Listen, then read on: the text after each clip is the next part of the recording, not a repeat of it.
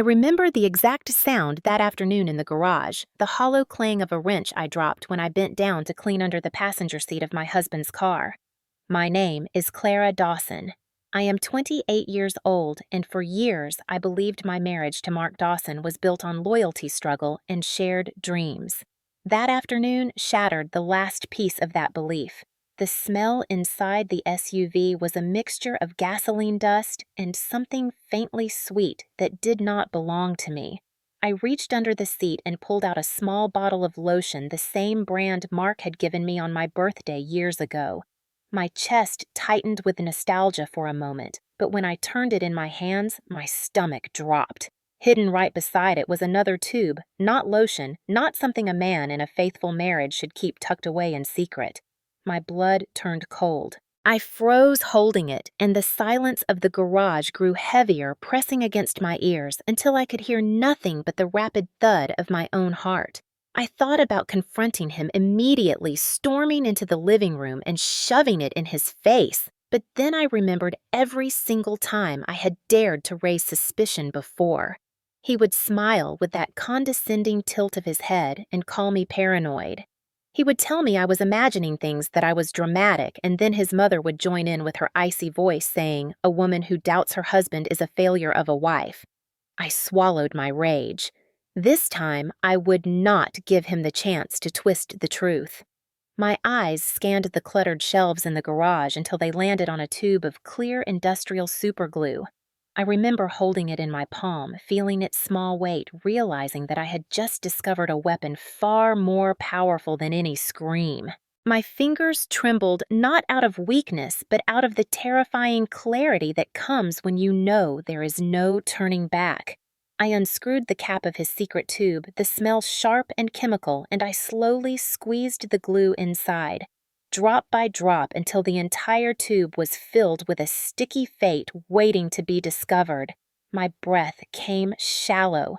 I wiped the outside carefully, making sure it looked untouched exactly the way I had found it.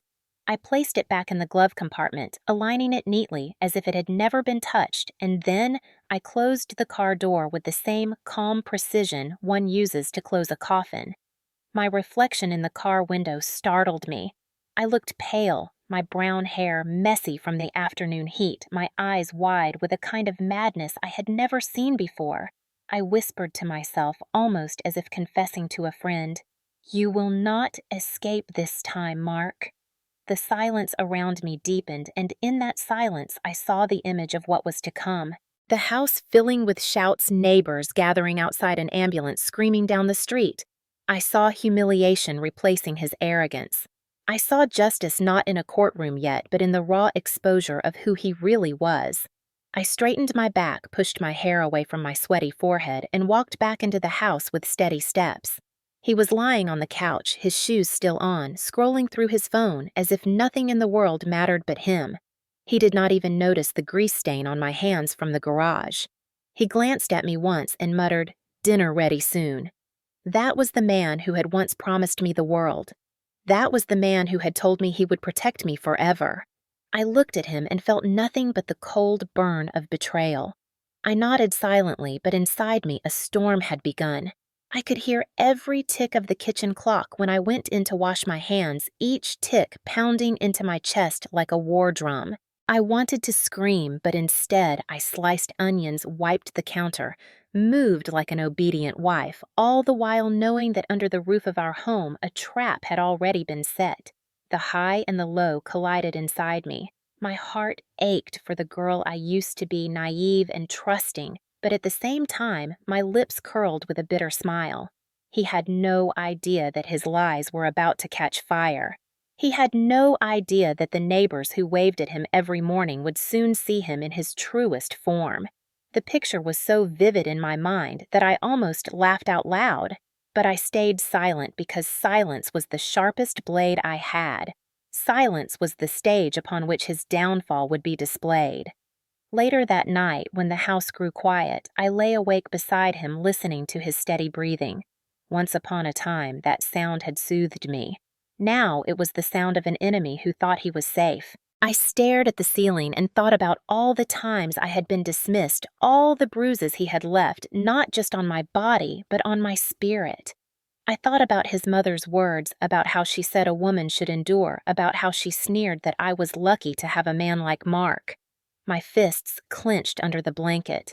Endure, yes, but endure only long enough to gather strength for the strike. And the strike had already been prepared. I closed my eyes and saw it again. Neighbors, screaming firefighters breaking down the door, my husband stripped of his pride in the most humiliating way imaginable. I let that vision cradle me to sleep, and for the first time in years, I slept with a smile.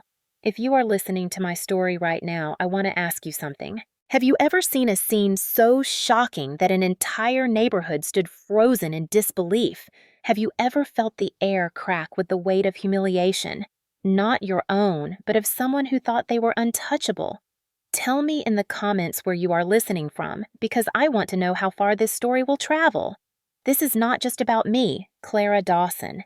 This is about every woman who was ever told she was crazy when she sensed the truth. This is about every wife who was told to be quiet while betrayal festered in the dark. And tonight, with a tube of glue hidden in plain sight, I had just lit the fuse that would make the truth explode. When I tell people that Mark controlled every corner of my life, they sometimes look at me with disbelief. They say things like, "You are educated. Clara, you could have walked away." But control is never that simple. It is not a chain you can see. It is a web that wraps tighter each time you try to move. Mark handled the money from the very first day we got married.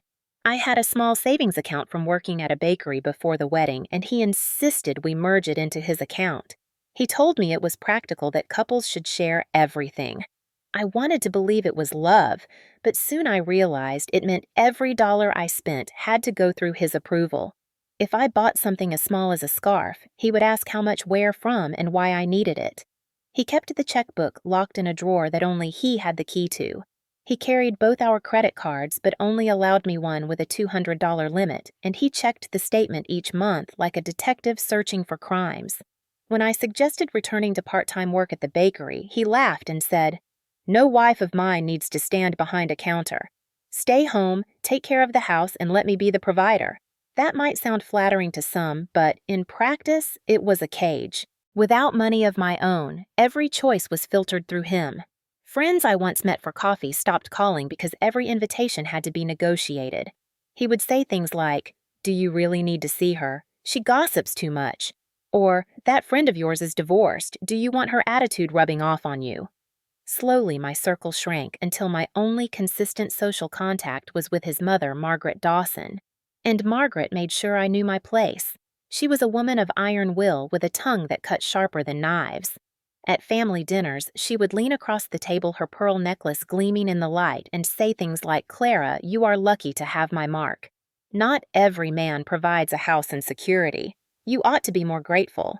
If I served a dish she disliked, she would say, "No wonder Mark eats out so often. This food is tasteless."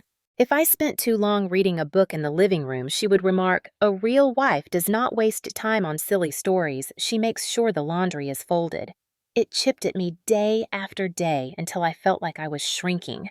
There were times I stood in front of the bathroom mirror and whispered my name just to remind myself that I existed beyond their voices. Clara. I would whisper it like a secret prayer. Sometimes when Mark dismissed my suspicions or called me paranoid, Margaret would clap her hands together and say, "See, Mark? I told you she is too emotional. A woman must learn to endure." I felt like a ghost inside my own marriage. The worst part was how well Mark played his role in public. At barbecues, he was the charming neighbor slapping backs, telling jokes. He made sure people saw him mow the lawn on Saturdays, saw him carry groceries from the car. To the outside world, we were a picture-perfect couple in a nice suburban home. No one saw the way he would grip my wrist too hard when guests left. No one saw the way Margaret would shake her head at me when I tried to speak up. The gaslighting became a second language in our house. If I asked about late nights at work, he would sigh and say, "Clara, you are imagining things again." If I found a perfume scent on his shirt, he would laugh and say, "Maybe the waitress brushed by me. Do you want me to stop eating out altogether?" If I cried, he would tilt his head and say softly, You really should see someone for these fantasies. It is exhausting for both of us. Each time, I doubted myself a little more. Maybe I was crazy. Maybe I was dramatic. But in the silence of the night when he turned his back to me in bed, I knew. A woman always knows when the man beside her is no longer hers. The emotional lows were like drowning. There were days I did not want to leave the bed. The sunlight felt like an accusation reminding me that I was wasting my youth on a man who saw me as an accessory. I would lie there staring at the ceiling fan, listening to Margaret banging pots in the kitchen, her every clang saying, "You are nothing without my son." But then there were highs too fleeting, but sharp like sparks in the dark. I would remember my younger self, the girl who dreamed of opening her own bakery, the girl who laughed easily, who was not afraid of anyone. That girl was still inside me, beaten down, but not dead. I began hiding small notes to myself. In the bottom of a drawer, I wrote, "You are not crazy." In the pocket of my coat, I wrote, "One day you will be free." These scraps of paper became lifelines, tiny rebellions that kept my spirit alive. Mark never noticed them, and if Margaret had, she would have torn them up. But they were mine proof that even in a house built to suffocate me, I could still breathe on my own terms. One night, after Margaret scolded me for not ironing Mark's shirts perfectly, I stood at the sink washing dishes, my tears falling into the soapy water. My reflection in the window looked hollow, yet as I scrubbed, I made a vow to myself. I would find a way out. I did not know how, not yet, but I felt the ember inside me glowing again. That ember would grow into fire. I had endured years of being silenced, mocked, controlled, but the day would come when silence turned into action. I did not know that the day would begin with a small bottle in the glove compartment, but I knew something would break. For now, I endured. I smiled when neighbors waved. I nodded when Margaret gave her biting advice. I kept my voice soft when Mark snapped at me, but behind my eyes I was storing every insult, every bruise, every dismissal. I was collecting them the way a storm collects clouds waiting for the strike of lightning. It started with a scent, the kind of detail most people would dismiss, but for a woman who has spent years memorizing every inch of her husband's life, it was like a siren in the dark. Mark came home one evening, his tie loosened his shoes, dragging across the hardwood floor, and as he leaned down to kiss my cheek, I caught it. A perfume, floral but sharp, clinging to his shirt collar. It was not mine. I had worn the same soft rose fragrance since college, and this was something foreign, almost defiantly sweet, a stranger's signature on his skin. My stomach clenched, but I said nothing. Not then. I learned long ago that accusations without proof would end with me pinned against the wall by words or worse. So I watched. I listened. Days later, I found a receipt in his jacket pocket while doing laundry. It was from a steakhouse downtown, the kind of place with velvet booths and waiters in crisp uniforms. The date was from the night he had told me he was stuck late at the office. The receipt showed 2 entrees, filet and pasta, and a bottle of Cabernet Sauvignon. My chest tightened when I read the name of the wine.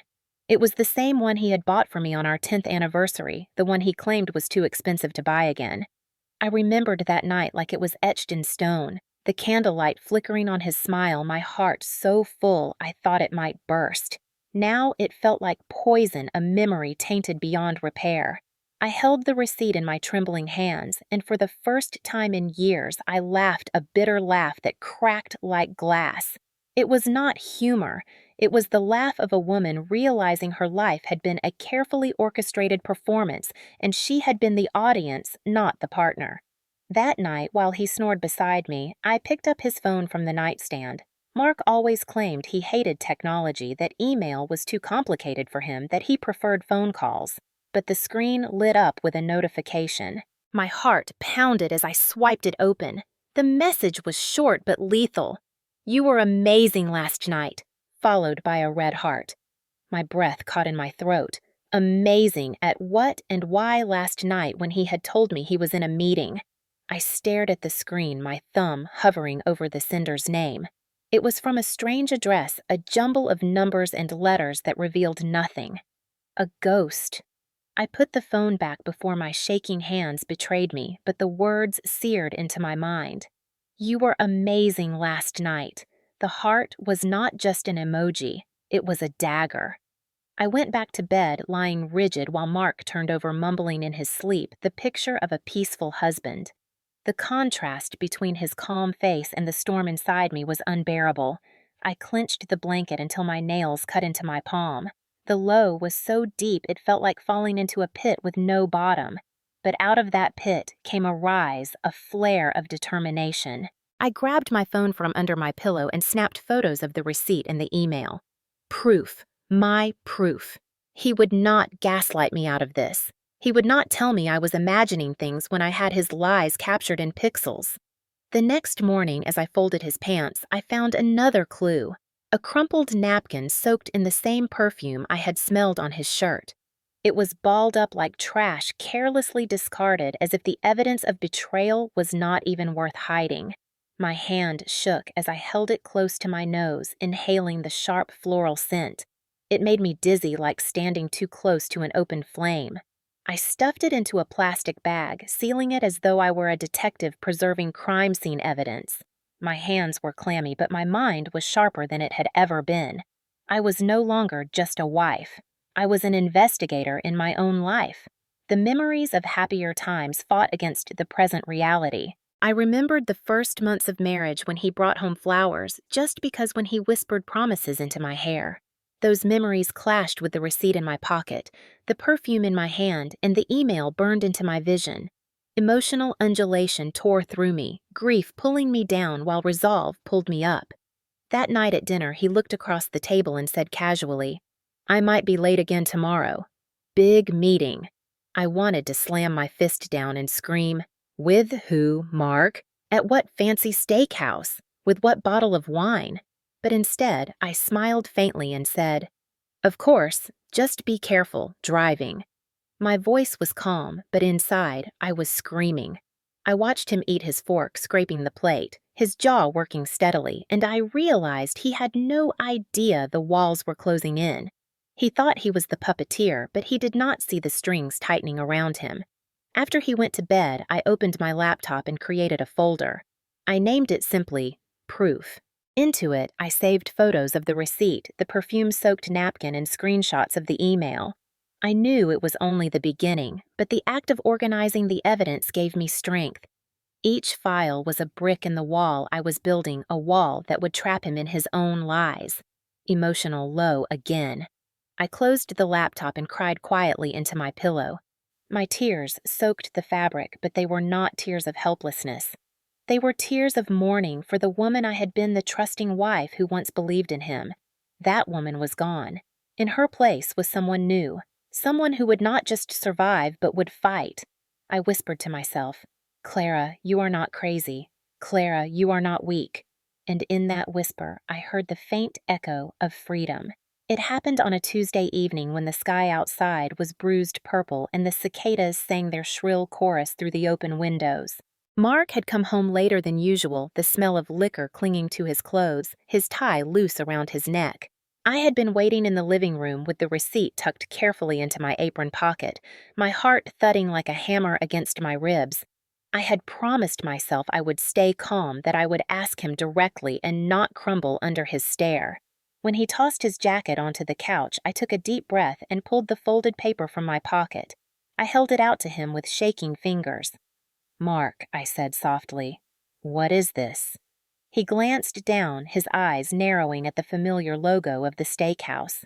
For a moment, there was silence, a dangerous kind of silence that always came before the storm.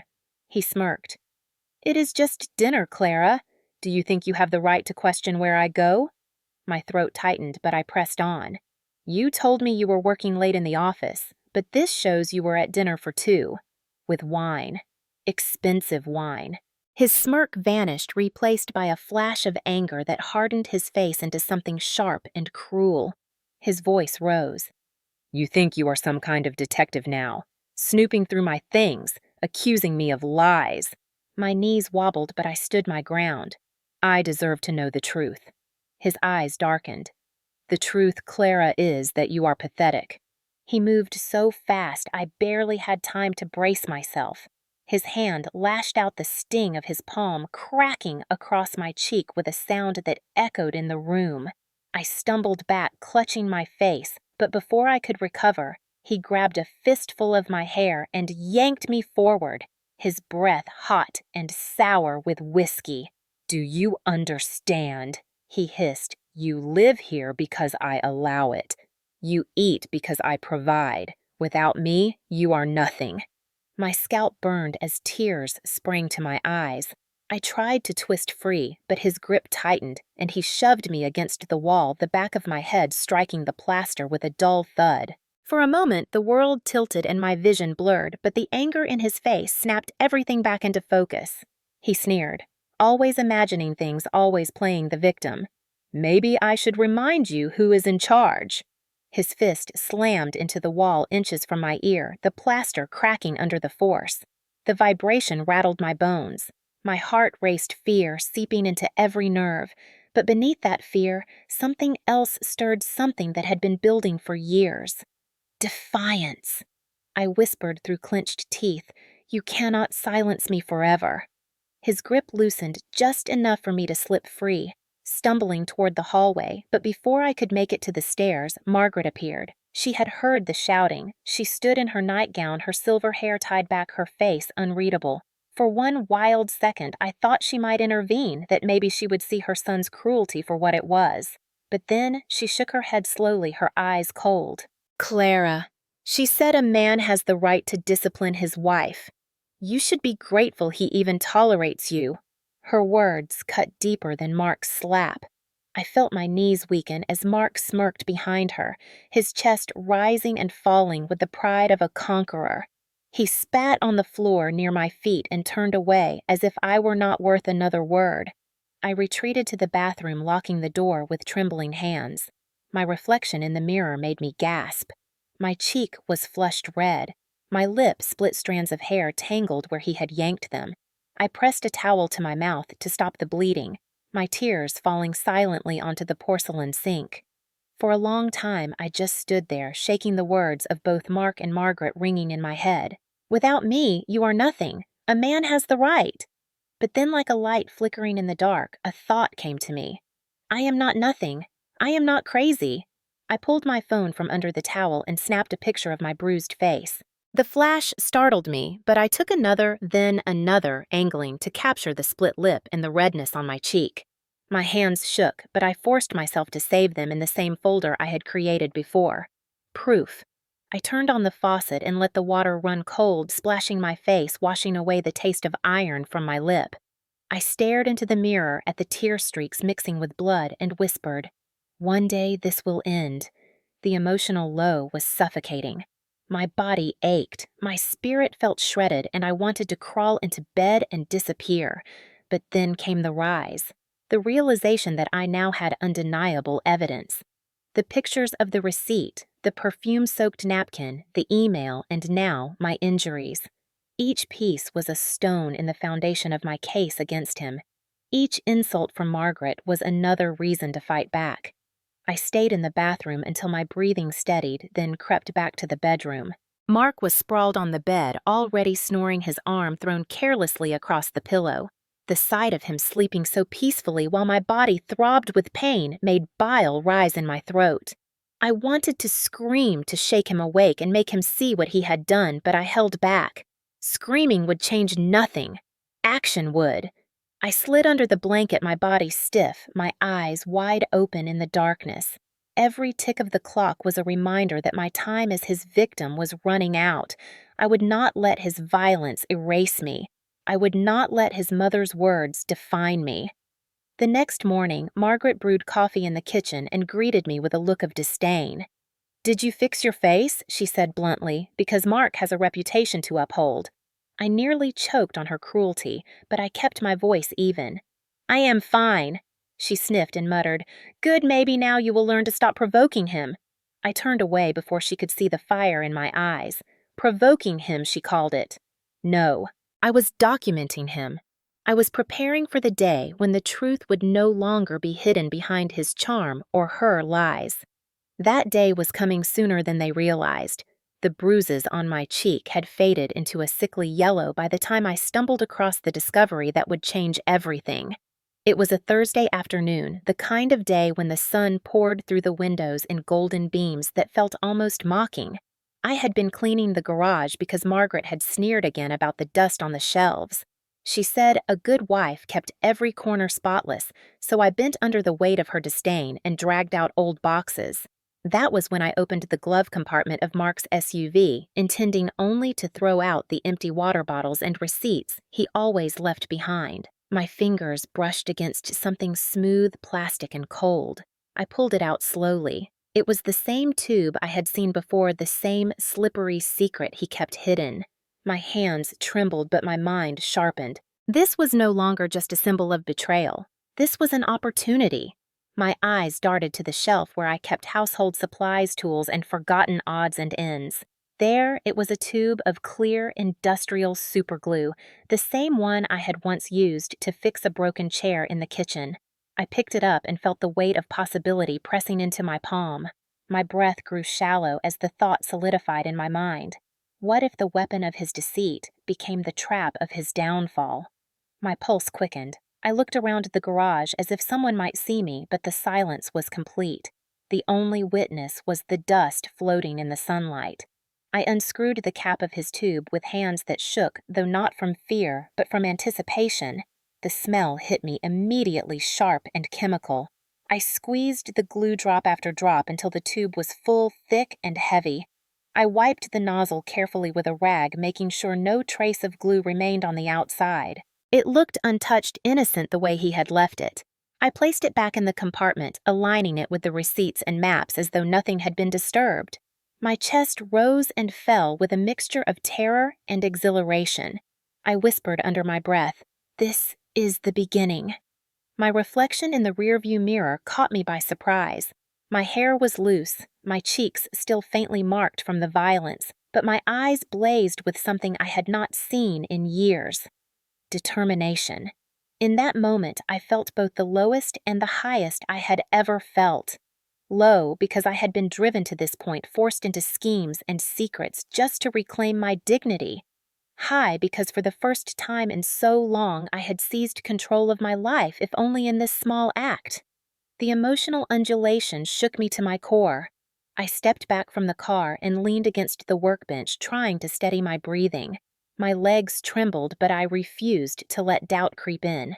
I thought about Mark's smug smile, Margaret's cold voice, the perfume on his collar, the bruises on my skin. Every piece of pain added fuel to my fire. I cleaned the rag, washed my hands with lemon soap until the skin burned, and returned to the kitchen where Margaret sat sipping tea as if she were queen of the house. She glanced up and sneered, "You look tired." Maybe if you spent less time daydreaming and more time cooking, Mark would not have to eat elsewhere. I smiled faintly, a smile she mistook for defeat, but which was in truth the mask of my hidden war. That evening I served dinner with steady hands. Mark chewed silently, oblivious, his phone buzzing with messages he claimed were from work. Margaret prattled on about the neighbor's daughter getting engaged, her words dripping with judgment as she said, "At least some girls know how to keep a man satisfied." I nodded politely, hiding the storm inside me. After dinner, Mark tossed his keys on the counter and went upstairs. I picked them up, holding them in my hand for a moment longer than necessary, feeling the cool metal press against my skin. They were no longer just keys. They were access opportunity power. I put them back carefully where he expected them to be. The house was quiet, except for the hum of the refrigerator and the muffled sound of his footsteps upstairs. I sat at the kitchen table, staring at my hands. They looked ordinary, calloused from years of cleaning thin from skipped meals, but they had just set in motion something extraordinary. A plan that would shake the very walls of this house. As I sat there, a wave of fear washed over me. What if he noticed? What if the glue dried strangely or the cap felt different? My heart pounded with the possibility of discovery, but then I thought of his laugh, the cruel way he called me paranoid, and I straightened my back. If he suspected, I would deny. I had lived in denial long enough to know how convincing it could be. The fear subsided, replaced by a grim sense of anticipation. That night, as I lay in bed, the ceiling above me seemed to hum with tension. His breathing was heavy beside me, but my mind was sharp alert, already imagining the scene that would unfold. I could see it as clearly as if it were happening already. His shock, his panic, his humiliation. Neighbors whispering, firefighters rushing, sirens echoing down the street. The vision was so vivid that a small smile curved my lips in the dark. For once, I did not cry myself to sleep.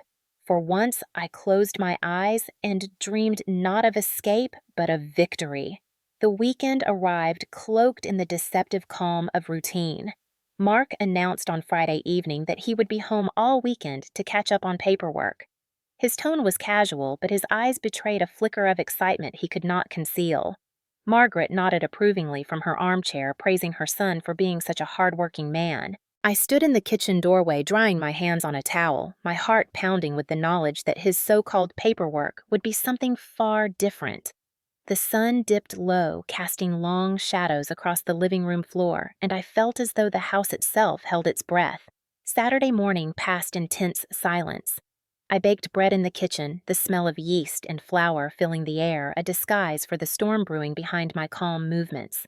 Mark spent most of the morning on his phone, muttering into it in hushed tones when he thought I was out of earshot. Margaret busied herself criticizing the neighbors for letting their lawn grow too long.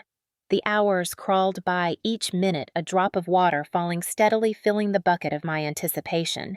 By late afternoon, I knew the moment was near. I excused myself to visit Evelyn Carter, our elderly neighbor, under the pretense of bringing her some fresh rolls. Evelyn welcomed me warmly, her gray hair pulled back neatly, her eyes kind but sharp with intuition. She sensed the tension in me, though I said nothing. I placed the rolls on her counter and asked softly if I could sit for a while. She nodded, no questions asked, and poured me a cup of tea. What she did not know was that earlier I had planted a small recording device under the bookshelf in our bedroom, tucked discreetly behind a family photo. It was already running, ready to capture every sound in that room when Mark carried out his betrayal. My hands trembled as I lifted the teacup, the warmth seeping into my fingers. Evelyn chatted lightly about her grandchildren, but my ears strained toward the window. At precisely 7:00, I saw a sleek car pull up to our driveway. My pulse surged. Sophie Miller stepped out, her figure wrapped in a tight dress that shimmered under the porch light. She glanced around nervously, adjusting her hair before Mark opened the door and ushered her inside. I gripped my teacup so hard I thought it might crack. Evelyn noticed my knuckles white against the porcelain and placed her hand gently on mine. "Clara, are you all right?" she asked softly. I forced a smile and nodded, though my heart hammered so loud I feared she could hear it. From the device connected to my phone, the sounds began to play through my earbuds. The creak of the stairs, the muffled laughter, the thud of shoes discarded hastily. My stomach turned, but I did not flinch. I had prepared myself for this, rehearsed it in my mind again and again. The proof was unfolding exactly as I had imagined. Minutes passed, filled with whispers and giggles, until suddenly the tone shifted. A sharp cry pierced through the recording, high-pitched and panicked. "What is happening?" Sophie's voice shrieked. Mark's deeper voice growled in response. "Shut up, just stay still, it will be fine." "No, we are stuck," she wailed, her voice rising into hysteria. "We cannot move, Mark. We are stuck together." I closed my eyes as the sound washed over me. My body trembled not with fear, but with an intoxicating rush of justice. The trap had sprung. The industrial glue had done its work. My mind replayed the image of me standing in the garage days earlier, squeezing that glue into the tube with hands that shook but did not falter.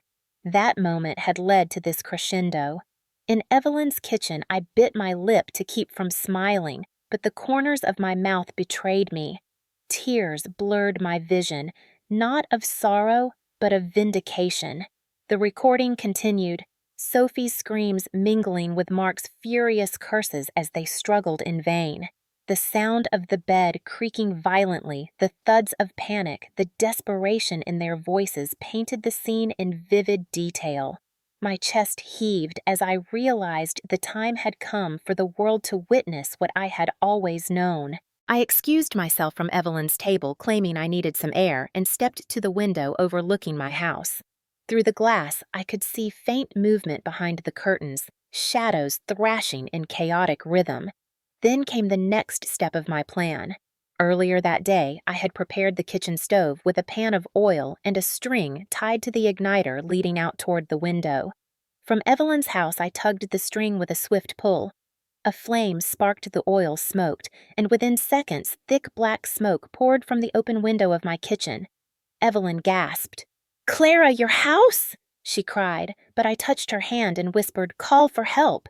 Her eyes widened in shock, but she obeyed, dialing the emergency number as neighbors began to spill into their yards, pointing toward the rising smoke. Panic spread like wildfire. The crowd grew voices overlapping in frantic shouts.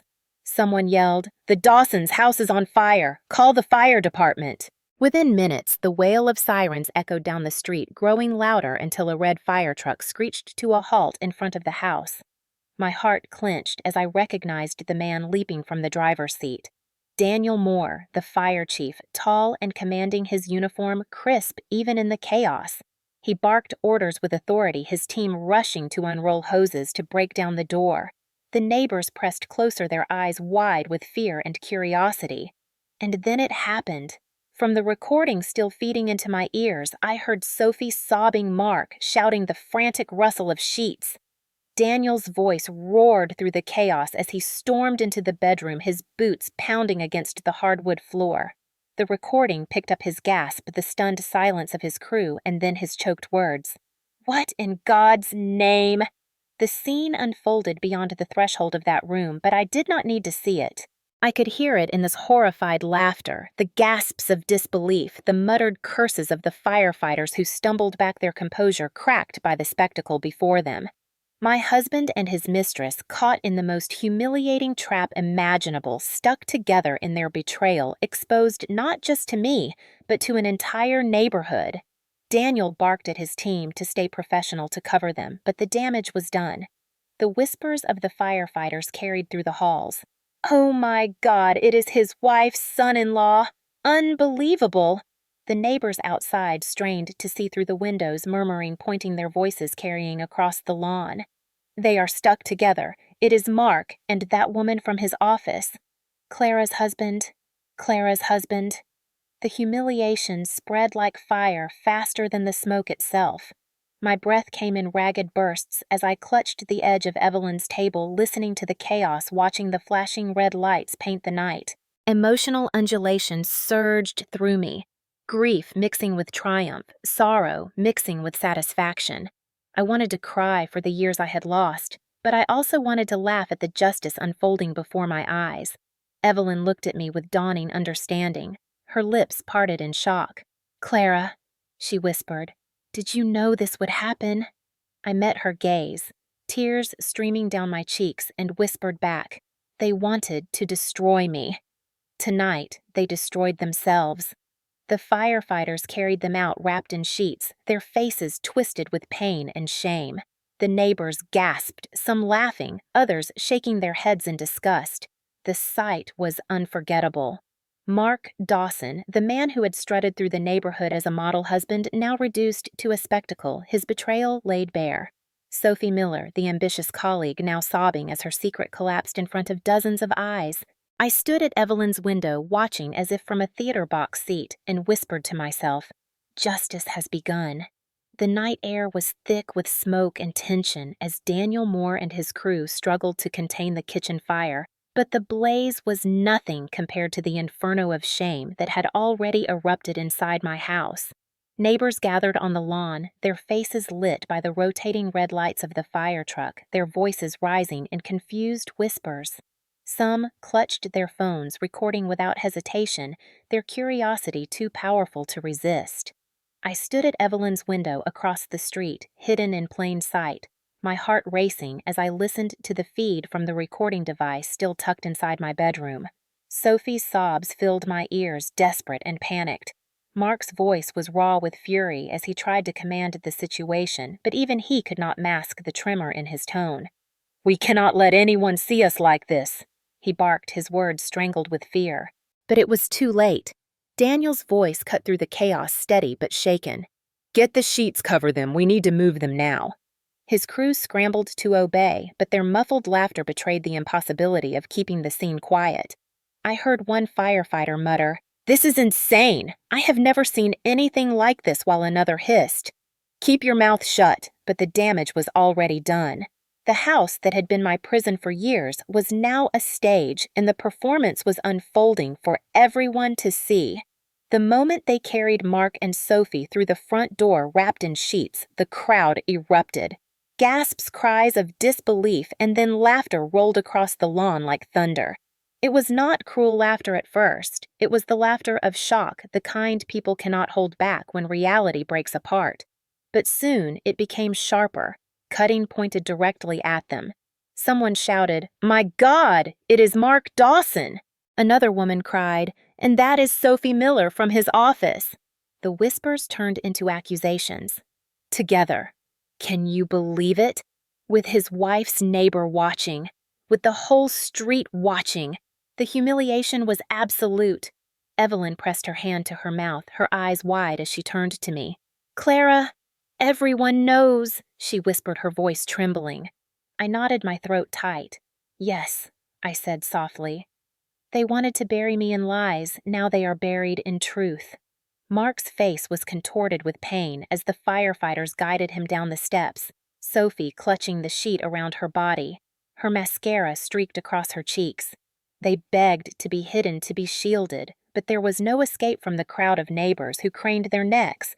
Phones lifted high flashes, exploding in the dark.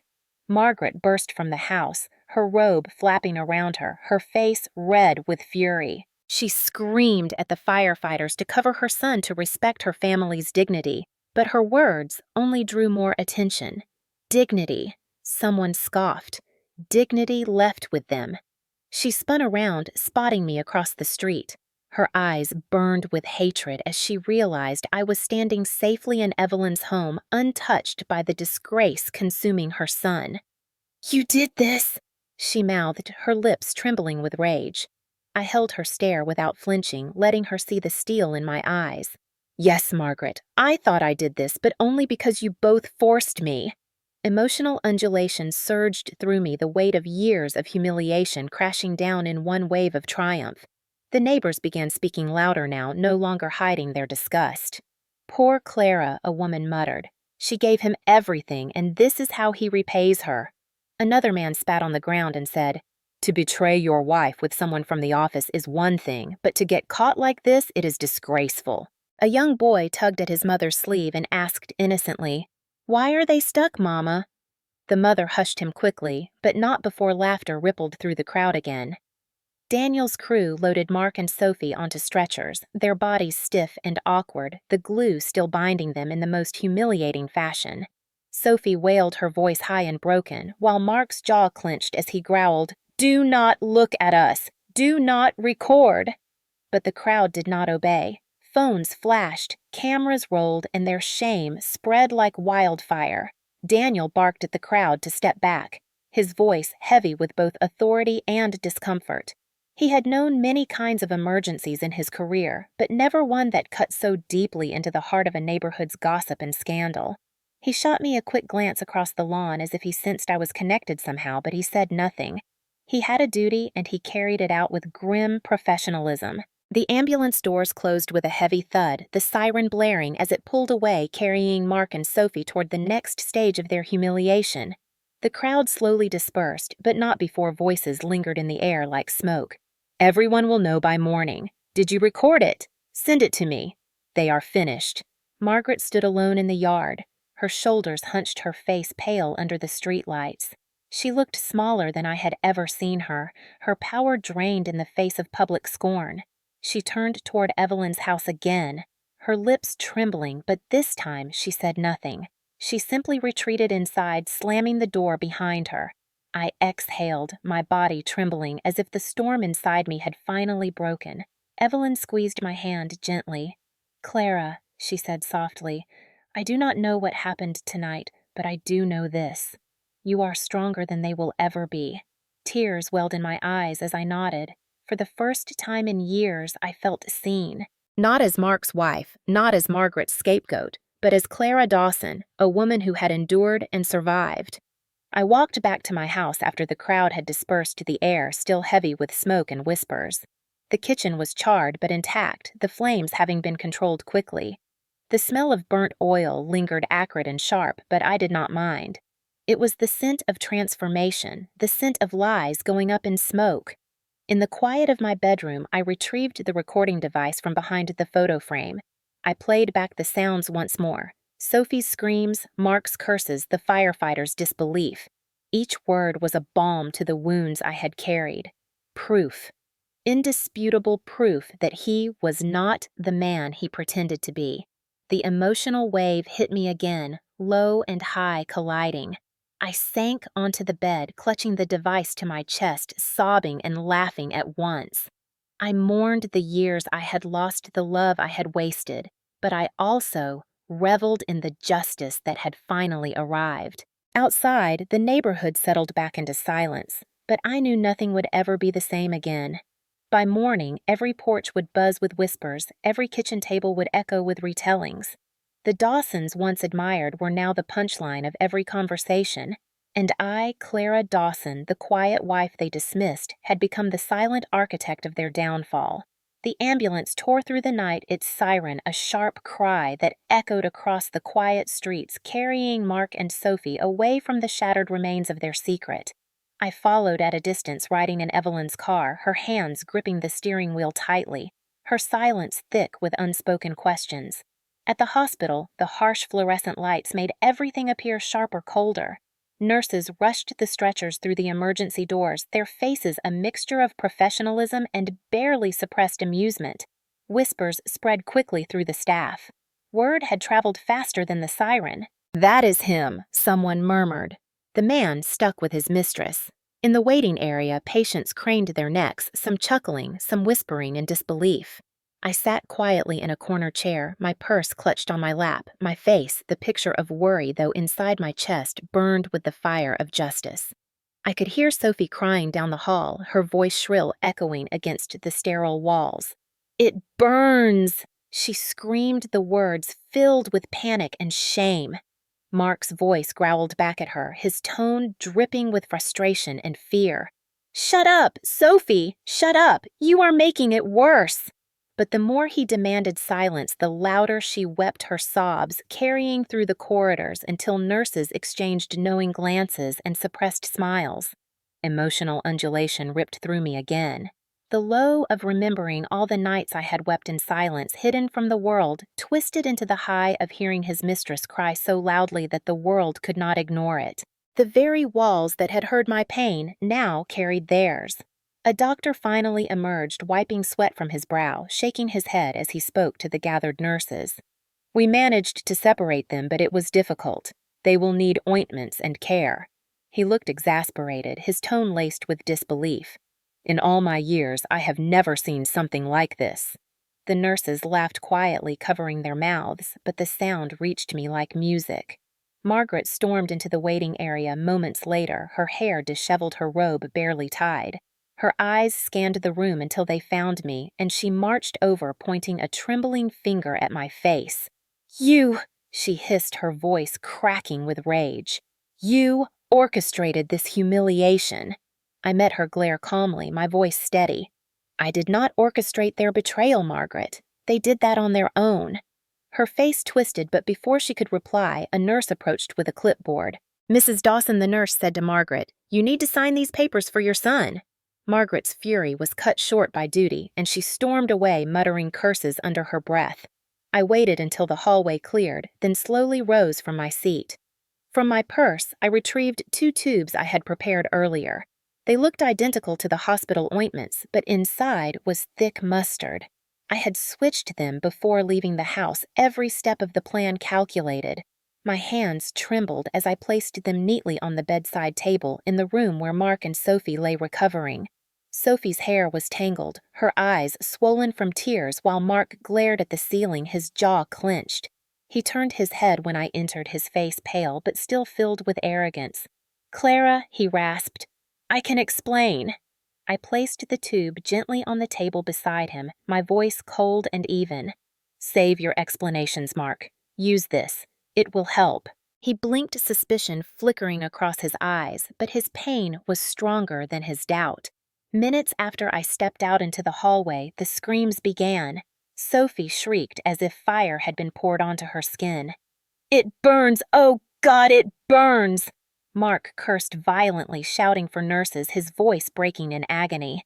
I stood outside the door, my hand pressed to my chest, my heart racing with a mix of dread and satisfaction. The nurses rushed in their expressions, caught between alarm and disbelief. "What happened?" one of them demanded, trying to soothe Sophie as she writhed on the bed. Mark roared, "This ointment, it is poison!" The nurse grabbed the tube and sniffed it, then her face twisted with confusion before recognition set in. "It is mustard," she muttered, stunned. Someone switched the ointment with mustard. Gasps and laughter spread through the hall as the realization settled over the staff. Patients peered from their rooms, some whispering, others laughing outright. An older woman leaned on her cane, shaking her head with a mix of pity and disdain. "That is what happens when you betray," she said to her daughter loud enough for everyone to hear. The humiliation deepened with each passing second.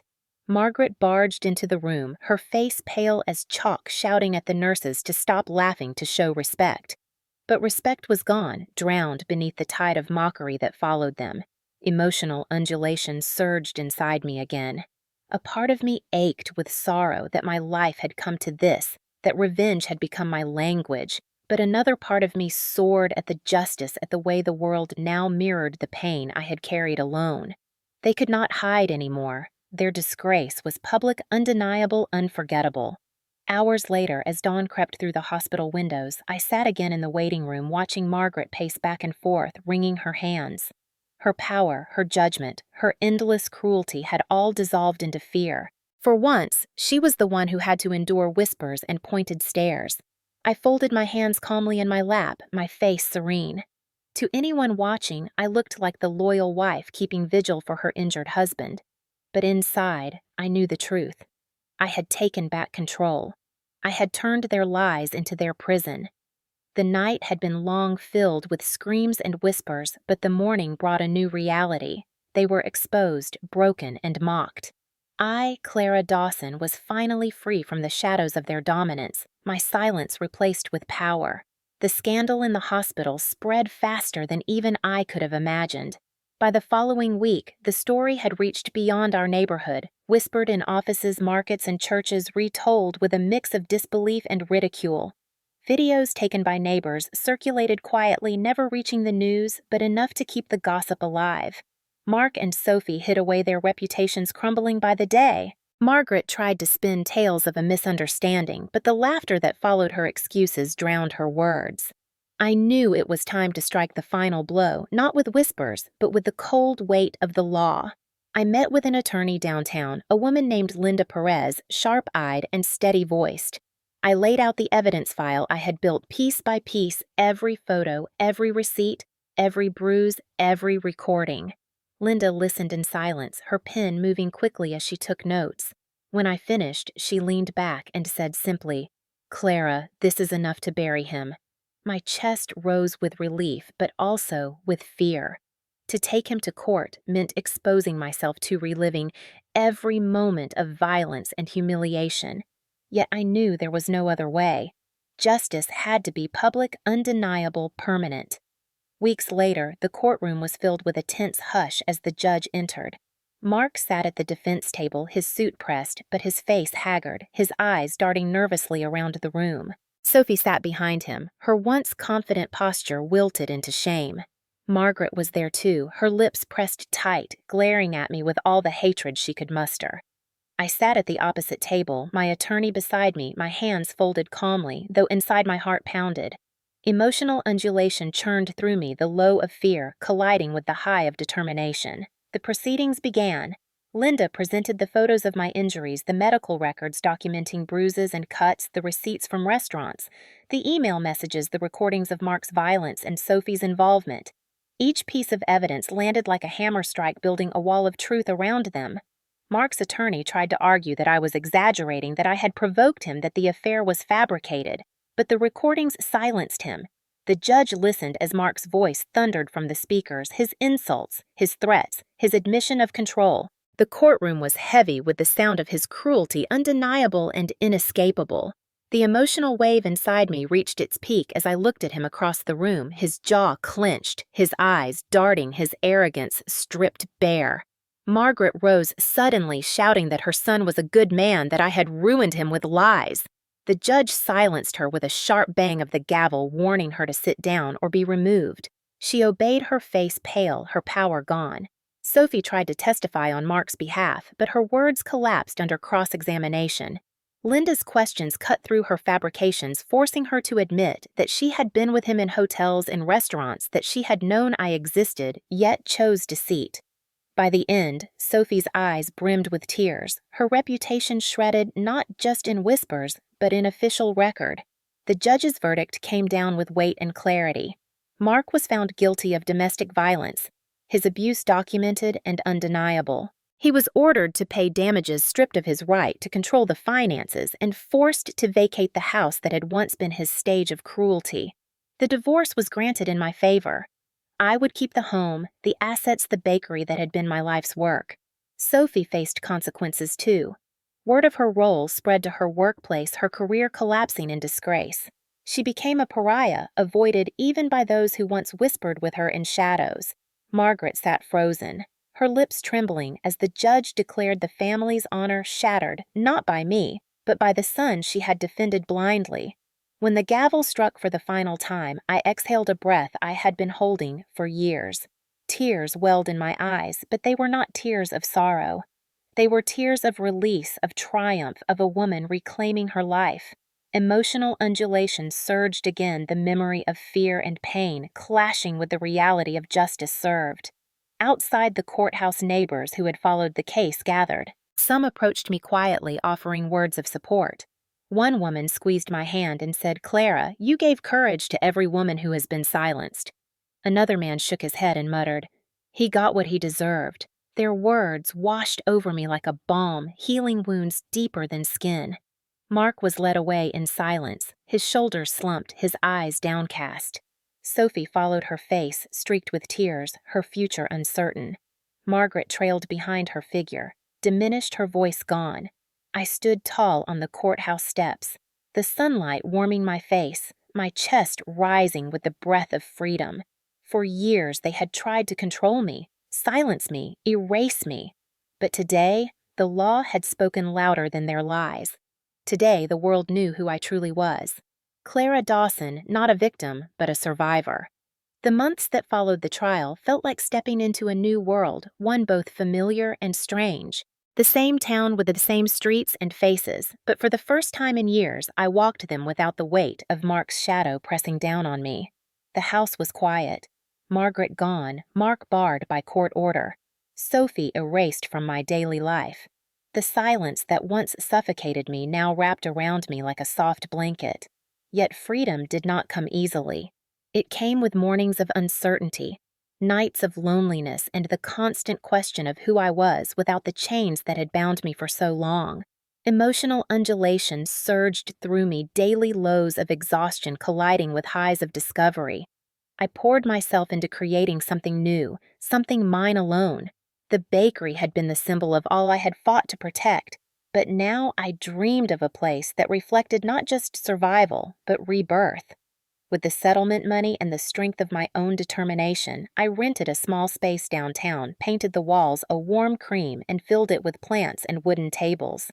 I opened a Cafe Dawson's Hearth, a place where people could come not just for coffee and pastries, but for comfort, conversation, and community.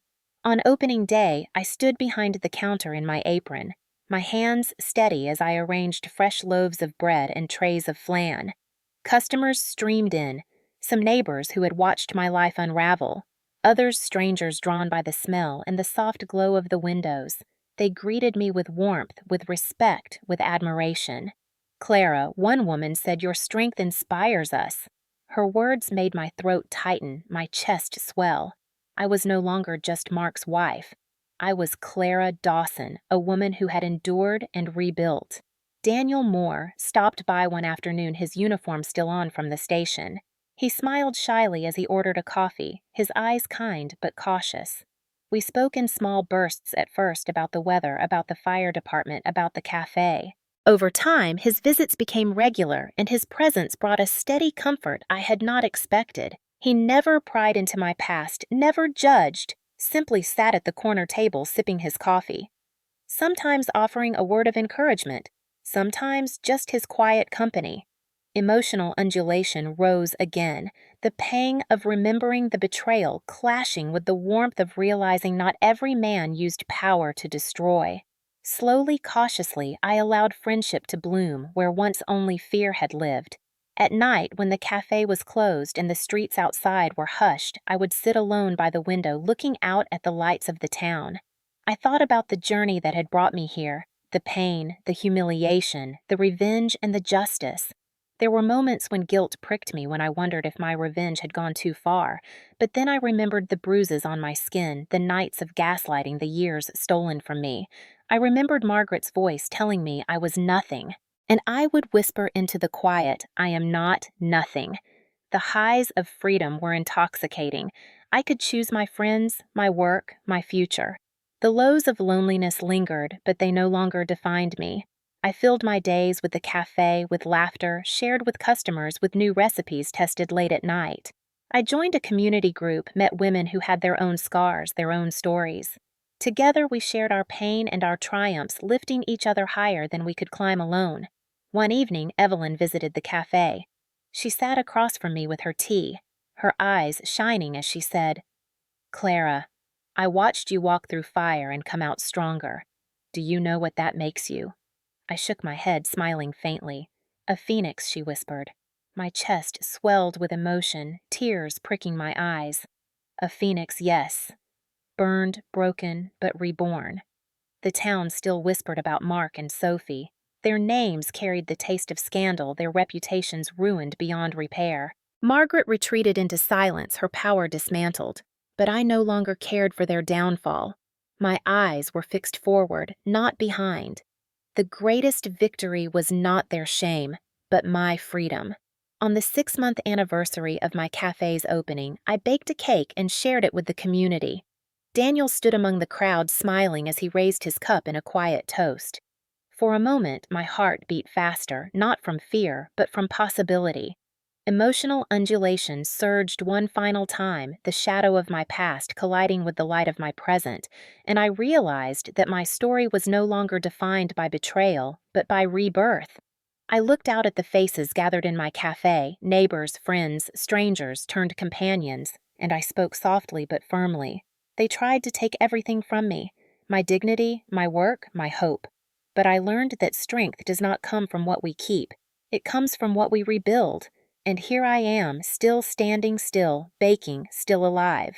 Applause filled the room, warm and genuine, wrapping around me like the embrace of a family I had chosen for myself. I closed my eyes for a moment, letting the sound sink into my bones. For the first time in years, I felt whole. When I look back now, it feels like I have lived 2 separate lives. The first was spent in silence, trapped in a house that looked ordinary from the outside, but inside was filled with control, cruelty, and betrayal. The second began the moment I decided to fight back, not with fists or screams, but with patience, planning, and the courage to believe I deserved more. I am not proud of every step I took, but I am proud that I survived, that I refused to remain broken. My name is Clara Dawson, and I stand here not as the victim of a cheating, violent husband, not as the daughter-in-law belittled by a bitter woman, but as myself, alive and unafraid. If you had told me years ago that I would one day watch Mark and Sophie be carried out of my home in sheets while the neighbors whispered in shock, I would have laughed at the impossibility. But life has a way of revealing truth in the most unexpected ways. It was not easy. I cried more nights than I can count. I doubted myself. I feared the consequences. I questioned whether I was strong enough to endure. Yet every bruise, every insult, every lonely night became fuel. They underestimated me. They thought I would bend forever, that fear would silence me. But silence turned into strength and fear into fire. I share this now because I know I am not the only one. Somewhere, someone is listening who has felt the same chains, who has been told they are nothing, who has been laughed at when they dared to dream of freedom. To you I say this, you are stronger than they want you to believe. Your dignity is yours to reclaim. The day you decide enough is enough, you will find a power inside yourself you never imagined. I found mine in the most unexpected way, and while my path was twisted with both pain and irony, it led me here to freedom, to peace, to a life I finally call my own. Today, I wake up without dread. I bake bread not to hide bruises, but to nourish my community. I open my cafe doors and welcome faces filled with kindness, not scorn. I sit with people who respect me, who listen, who see me. And at night, I sleep without fear of footsteps in the hallway or words meant to cut me down. That more than any revenge or public shame is the true victory. It is freedom. If my story has reached you, if it has made you cry or laugh or simply feel less alone, then I ask you to stay with me. Share your story in the comments. Tell me where you are listening from. I want to know how far these words travel because every voice matters. Every survivor deserves to be heard. And if you want to keep walking this path with me, hearing more stories of life betrayal, justice, and rebirth, then please subscribe. This channel is not just mine. It is ours, a place where truth can be told, where pain can be shared, and where healing can begin. Thank you for listening, for giving me your time, for letting my voice echo beyond the walls that once held me captive. I hope my story reminds you that even in the darkest night, there is always a dawn waiting.